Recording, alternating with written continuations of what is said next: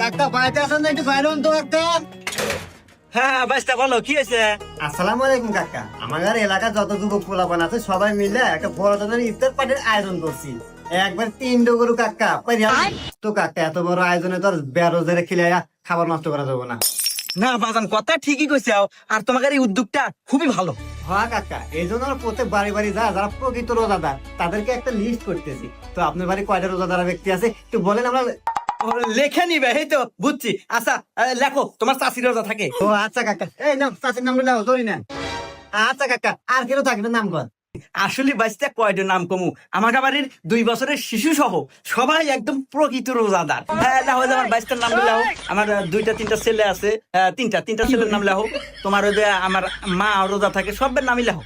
আর আমি তো প্রকৃত রোজাদার। আমার নামটা টান দিয়ে প্রথম লেখো। হ্যাঁ, ওই কাকার নামটা